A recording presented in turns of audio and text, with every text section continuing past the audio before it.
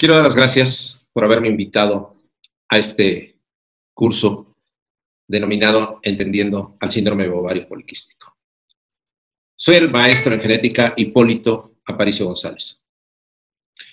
Soy ginecobstetra del Hospital Luis Castelazo Ayala. Soy endocrino ginecólogo por la UNAM. Soy andrólogo por la UNAM y tengo el curso de Medicina de la Reproducción por Gineco 4 y el Instituto Valenciano de Infertilidad. El tema que me piden abordar es opciones en el diagnóstico y manejo de la resistencia a la insulina en pacientes con ovario poliquístico. Sabemos que el síndrome de ovario poliquístico se considera una disfunción ovárica.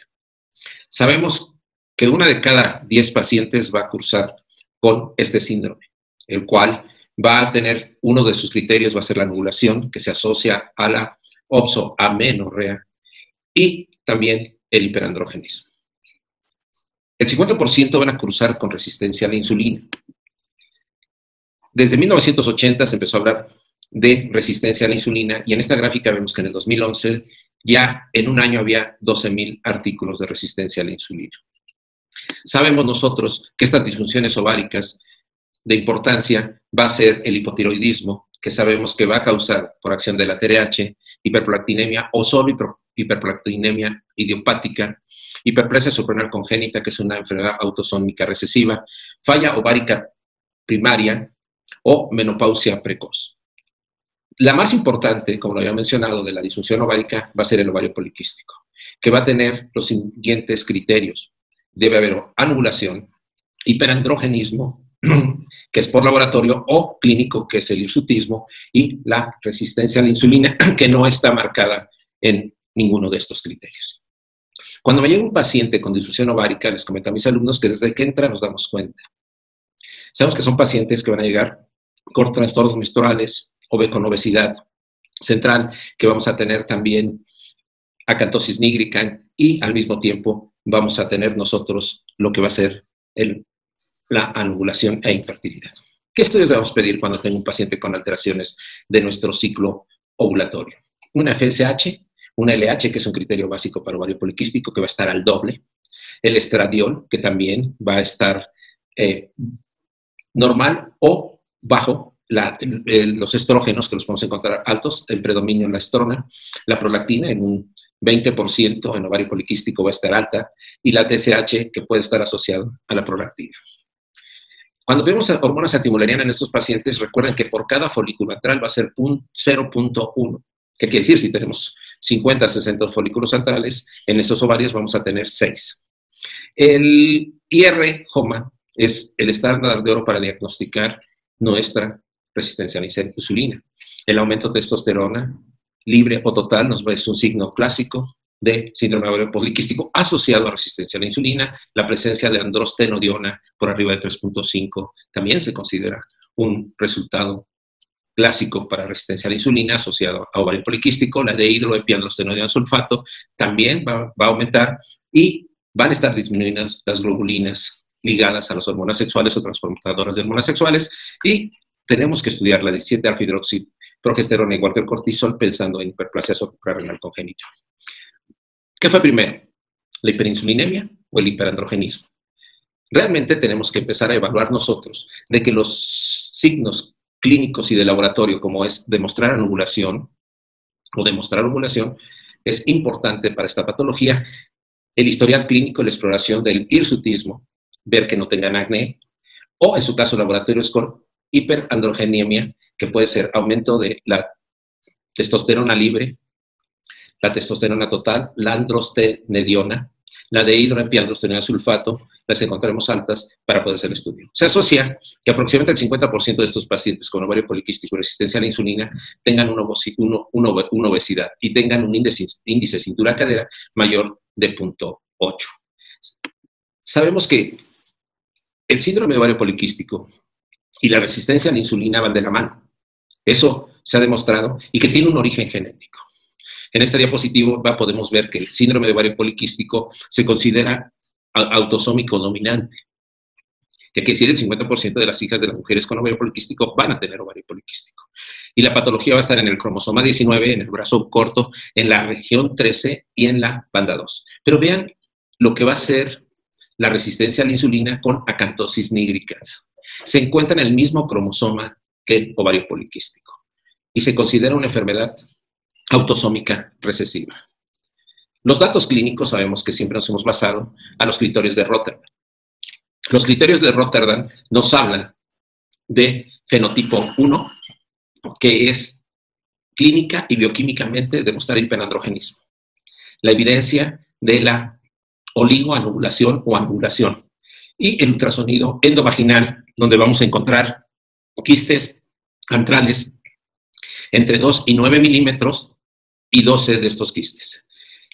Este es el criterio más válido. Entonces tenemos que demostrar y empezar a buscar. En muchos estudios hemos visto que la hiperandrogenemia va a estar en el 64% de los pacientes con ovario poliquístico. También vamos a encontrar una disfunción menstrual o una oxoamenorrea hasta en un 52% y un hiperandrogenismo clínico del 48%. Pero vean, un 70% de los pacientes van a cursar con resistencia a la insulina y también vamos a tener una LH al doble de nuestra FSH y lo vamos a entender. Y en el 52% vamos a encontrar lo que va a ser en el ultrasonido el ovario en collar de perlas, clásico del ovario poliquístico.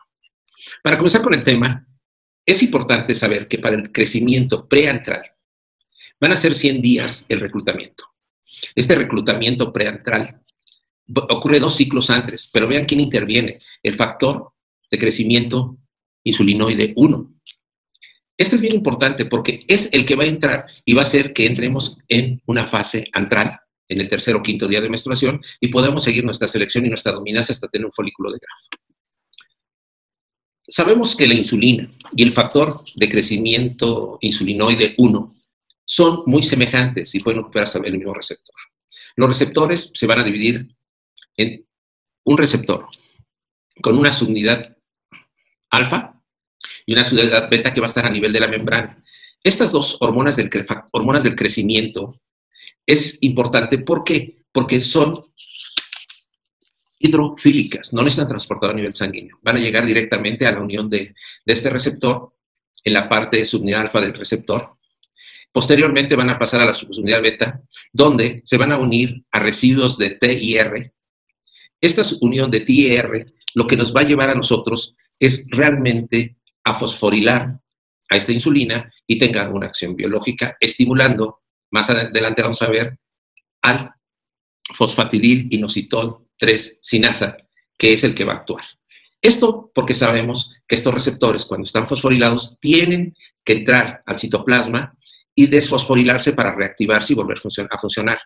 Pero si se unen a la serina, no se van a desfosforilar, entonces o se van a degradar y caer en apoptosis o ya no se va a ligar la insulina a estos receptores. Aquí podemos ver las vías, hay 2 vías de la insulina, la metabólica y la mitógena. La primera cosa es la metabólica. La metabólica, vean el receptor, el IR, cómo llega la insulina a la parte alfa, se transporta al receptor, a la parte beta, donde va a entrar y donde se va a empezar a unir a lo que van a ser los residuos de IR para poder fosforilarse y poder entrar. Al mismo tiempo se fosforila la sustancia de los receptores de insulina, que aquí las tenemos, estas sustancias de receptores de insulina, para que podamos activar a esta, que es el fosfatidil inositol 3-fosfato, y esta misma comience a hacer que estas vesículas GLUT4 puedan transportar, por medio de una translocación de membrana, los transportadores de glucosa. Para fines académicos, sabemos que por cada GLUT debe transportar más de 4 glucosas por cada insulina que penetra a nuestra célula. Yo marco esto porque en esta parte es donde va a actuar la metformina y en esta parte va a actuar el mioinositol. Entre las alteraciones más comunes se encuentra la disminución en el número de receptores, porque está fosforilado, y de su actividad sinasa. Un aumento en el estado de fosforilación del residuo SER, THR, de la misma proteína, va a hacer que se inactive nuestro receptor. Y eso nos va a hacer una resistencia a la insulina. La disminución de la actividad sinasa de la fosfatidil inositol 3 sinasa, que se transforma en el AKT, para que podamos tener nuestras vesículas y puede haber esa translocación para el transporte de glucosa, que se va a GLUT4, necesitamos tenerlos activados. Estos dos son los puntos álgidos para la resistencia a la insulina. Esta es la vía mitogénica que va a actuar por medio de la parte, se llama MAPS, donde vamos a llevar a apoptosis con las caspasa 9, que sabemos que esta caspasa 9 es una proteína que al presentarse entra en apoptosis, síntesis de glucógeno, síntesis de proteínas y adipogénesis. La resistencia a la insulina, yo les había comentado que el receptor alfa llega a la insulina, es el contacto primario que va a tener la insulina, de ahí va a entrar al beta, se va a fosforilar. Si se fosforila con serina, también la sustancia del receptor de insulina, si están fosforilados, están inactivos. Tienen que entrar a hacer una endocitosis y entrar al endosoma para desfosforilarse y regresar y activarse o entrar en degradación. Todo esto nos va a llevar a una disminución de la señal de la insulina, alteraciones de la autofosforilación del IR y desacoplamiento de los complejos proteínicos y, claro, nuestra degradación. La hiperinsulinemia, sabemos que en el momento que el receptor de la insulina está alterado, está disminuido, o no tiene tan alta afinidad a esa insulina, el páncreas va a producir más insulina porque va a subir la glucosa. ¿Qué pasa en ese momento? Vamos a tener hiperinsulinemia en la sangre. Si yo tengo hiperinsulinemia en la sangre, se va a ir a lo que es la epidermis, donde están los melanocitos, y ahí hay receptores. Recuerden que la insulina va a competir con los receptores del factor de crecimiento insulinoide. Entonces, al llegar ahí la insulina en altas cantidades va a empezar a producir acantosis nígricans. Si esto mismo lo vemos, este factor de crecimiento insulinoide en las células de la teca va a entrar en lo que va a ser la esteroidogénesis, y en las células de la teca van a activar lo que va a ser la 17 y 17 alfa hidroxilasa, junto con la insulina, ocupan el mismo receptor y va a aumentar la producción de progesterona que se transforme en andrógenos. Estos andrógenos van a ir a la sangre y van a cambiar a la testosterona. Si esta testosterona pasa a la sangre y tiene altas cantidades, por medio de la 5-reductasa se va a transformar en hidrotestosterona, y esta hidrotestosterona va a pasar a la célula blanco, que es el folículo piloso, y va a empezar a producir hirsutismo, que es el origen del vello. Si nos vemos acá, a nivel hepático va a disminuir la globulina ligada a las hormonas sexuales, que es el transportador de los estrógenos y de los andrógenos. Al estar disminuido, vamos a tener altas cantidades de andrógenos activos que van a transformarse en hidrotestosterona. Todo esto nos va a llevar al hirsutismo y nos va a llevar a otras patologías a nivel de los receptores, como es la hiperplasia suprarrenal congénita. Vean aquí, sabemos que la resistencia a la insulina lo que va a hacer es, primero, va a aumentar la tolerancia a la difusión de la glucosa, puede llevarnos a una diabetes, pero va a producir un aumento de los andrógenos. Y este aumento de la resistencia a la insulina y la hiperinsulinemia, vamos a aumentar el tejido adiposo a nivel visceral. Esto, recuerden que eso está rico en linfocitos y macrófagos, células presentadoras. Los linfocitos 1 nos van a producir lo que van a ser las interleucinas 2, 6 y el factor necrótico tumoral, y se considera que la obesidad, primero, es un proceso inflamatorio, y segundo, que es importante, va a haber presencia de radicales libres en la sangre. ¿Por qué los niveles elevados de insulina conducen al hiperandrogenismo? Ya lo mencionamos, es muy sencillo. El factor semejante a la insulina o insulinoide 1 y la insulina, los dos, tienen el mismo receptor. Van a llegar a las células de la teca y van a activar la 17-hidroxilasa. Y así vamos a transformar en androstenodiona, después en testosterona y después en hidrotestosterona, y vamos a tener el hirsutismo. Entonces, ¿qué es primero? ¿No? ¿Qué es lo que está pasando? ¿La hiperinsulinemia o el hiperandrogenismo? Primero ocurre la hiperinsulinemia. También sabemos que al disminuir nosotros la globulina transportadora de hormonas sexuales, vamos a tener un problema, porque esta hormona transportadora de hormonas sexuales, lo que va a hacer cuando está disminuida, va a tener activa más la androstenodiona y la testosterona para transformarse en hidrotestosterona. Pero también actúa en las células de la teca, la LH, ¿y qué hace? Produce más andrógenos. Por eso sabemos que en el síndrome ovario poliquístico tenemos un doble cantidad de LH. En esta diapositiva vamos a tratar de hacer una conclusión clínica del aprendizaje significativo que tenemos de acuerdo a la estructura cognitiva que acabamos de integrar. Veamos, esta es la insulina. Esta insulina tiene que llegar a este receptor, pero si este receptor está fosforilado o está fosforilado unido a la serina, va a estar inactivo. Y lógicamente no vamos a producir lo que va a ser el fosfatidil inositol 3-fosfato. Entonces, aquí tenemos nuestros dos puntos álgidos y, lógicamente, no vamos a hacer que las vesículas de GLUT4 metan glucosa. ¿Qué pasa si nosotros, en este momento, el receptor tiene una alteración y no está entrando insulina y no tenemos esa acción biológica? Voy a aumentar la insulina. Al aumentar la insulina se va a llamar hiperinsulinemia. Esta hiperinsulinemia, su primera acción biológica que va a tener es disminuir la proteína ligada a las hormonas sexuales, como va a ser los estrógenos y los andrógenos séricos. Al estar disminuido, vamos a tener más andrógenos y estrógenos activos a nivel sérico y vamos a tener acciones biológicas. El factor insulinoide 1 que que intervenía en el crecimiento folicular, pues va a estar disminuido. ¿Por qué? Porque va a haber mucha insulina sérica. Al estar aumentado, ¿qué pasa? Vamos a tener folículos preantrales en altas cantidades y vamos a tener el collar o anillo de folículos en el ovario, o collar de perlas, como se menciona. Es por eso que usa el collar de perlas. Pero ¿qué pasa a nivel estas son las células de la teca, estas son las células de la granulosa? Aquí vean cómo llega el cortisol, entra, produce progesterona, posteriormente produce andrógenos por acción de la LH, y luego pasa a la célula de la granulosa, donde se sintetizan los andrógenos en estradiol por acción del FSH. ¿Qué pasa? Aumenta nuestra LH aquí, aumenta nuestra insulina, y esto lo que va a hacer, actuar a nivel del 17-alfa hidroxilasa en la esteroidogénesis, produciendo altas cantidades de androstenodiona. Al producir altas cantidades de androstenodiona, esta tiene dos vías. Una, se va a ir a nivel sérico. Como no va a haber la hormona transportadora de hormonas sexuales, como está disminuida, va a estar activa y se va a transformar en testosterona. Posteriormente, en la sangre también, a nivel sérico, se va a transformar por medio de la 5-reductasa en hidrotestosterona, que va a ser el metabolito activo que va a llegar a las células blanco, que son los folículos pilosos, donde van a empezar a producir vello, acné y todo. Entonces, la acción es aquí. Vean aquí cómo a nivel de la grasa, que es segunda acción, va a aromatizar y se va a transformar en estrona. ¿Qué pasa al producir estrona la grasa en altas cantidades? La FSH va a estar disminuida. ¿Por qué razón? Por la retroalimentación negativa.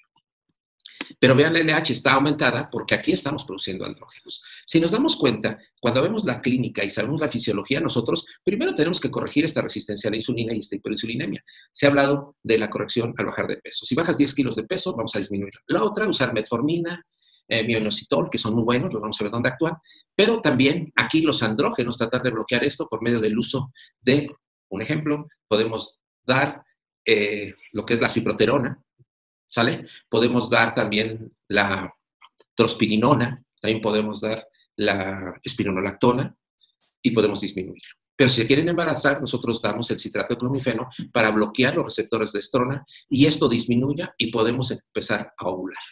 Entonces, realmente nosotros al bajar, al momento que bajamos la hiperinsulinemia, se va a corregir todo esto y tenemos varios puntos de acción. ¿Cómo podemos nosotros hacer un buen diagnóstico? Una glucosa en ayunas, una insulina en ayunas es válido. La insulina debe estar de 7 a 25. Si está por arriba de 25, estamos hablando de patología. También podemos hacer nosotros lo que va a ser el tamizaje con 70 miligramos de glucosa, una toma en ayuno, luego le damos 75 miligramos y luego le hacemos otra toma a la hora. Y nos puede llevar a un diagnóstico. Se habla mucho de los CHAPS que podemos hacer las curvas de tolerancia a la glucosa, pero el estándar de oro va a ser el HOMA-IR. El HOMA-IR es multiplicar la glucosa por la insulina y dividirla entre 405. En México, la estandarización va a ser, si es mayor de 2.5, hablamos de resistencia a la insulina. Actualmente la medicina protómica ha venido a tomar un lugar importante, álgido, en toda la medicina y los biomarcadores. Sabemos que los biomarcadores son importantes, más los que están ligados a las adipocitocinas, que van a ser la adiponectina, bisfantina, vaspina y apelina, copeptina, iricina, el PAI-1, que se ha hablado mucho, y la sonulina. Hay algunos todavía que no están bien validados, como es importante la resistina, la leptina y la grelina, que son excelentes biomarcadores. A futuro, muchos de ellos nos van a marcar si realmente cómo está nuestra resistencia a la insulina. La metformina, ¿cómo actúa? La metformina se da y vamos a tener un transporte facilitado para que llegue al complejo 1 de la mitocondria y va a producir ATP. Va a disminuir nuestro ATP y va a producir altas cantidades de AMP cíclico. Y vamos a desfosforilar este receptor para que vuelva a aceptar más insulina y no tengamos problema. Mejora la función de los receptores, mejora el transporte de glucosa y reducción de la síntesis de ácidos grasos. Mejora la sensibilidad a nivel del receptor. Entonces, realmente la insulina tiene un lugar, definitivamente. En este trabajo de Cochrane podemos ver los pacientes que se les asoció metformina combinada con citrato de clomifeno y vean, y las que solo se les dio citrato de clomifeno, y la respuesta mucho mejor para recién nacidos con vida fue cuando usamos con metformina. Se debe entender que todas estas patologías de resistencia a la insulina se asocian a diabetes gestacional. También tenemos que saber que es el trabajo de Elsie Velázquez, que se hizo en Venezuela, donde ella metió pacientes con resistencia a la insulina y trastornos menstruales de amenorreas, es importante entender que fue corrigiendo. Y 3 de sus 25 pacientes tuvieron un embarazo porque estaban asociados a infertilidad. El minoxidil, que actualmente se está manejando en altas, nos lo están recomendando mucho, hay muchas pláticas, tenemos que entender que es un segundo mensajero. Va a actuar después del receptor, después de que se fosforila nuestro receptor de insulina, la sustancia del receptor de insulina se fosforila y nos activa lo que va del fosfato inositol 3 sinasa, que nos va a activar al GLUT4. Pero si tenemos alterado aquí, necesitamos dar mioinositol. Este mioinositol va a cambiar al de chiroinositol y lo que va a hacer es que estas vesículas, llamado de transporte o translocación GLUT4, logren llevar 4 glucosas dentro de la célula para su metabolismo por cada insulina que nosotros metemos. Si no es así, vamos a tener resistencia a la insulina. En estos trabajos de Cochrane podemos ver nosotros cómo el inositol versus placebo tuvo una mejor respuesta en todos estos trabajos, el uso de inositol para buscar embarazos y para hacer ovular. También en todo este trabajo de Cochrane podemos ver en pacientes de fertilidad in vitro o de reproducción asistida, como pacientes con ovario poliquístico, resistencia a la insulina, cuando dimos mioinositol, tenemos mejores tasas de embarazo y mejores respuestas a nivel folicular. Con esto debemos entender que realmente la resistencia a la insulina es una patología, primero, multifactorial, que se asocia a obesidad y se asocia a alteraciones a nivel de los receptores. Y lo más importante, que actualmente todos los tratamientos que estamos dando para la resistencia a la insulina, desde el cambio de estilo de vida, metformina, minoxidil, todos son de excelente respuesta. Quiero dar las gracias al comité organizador.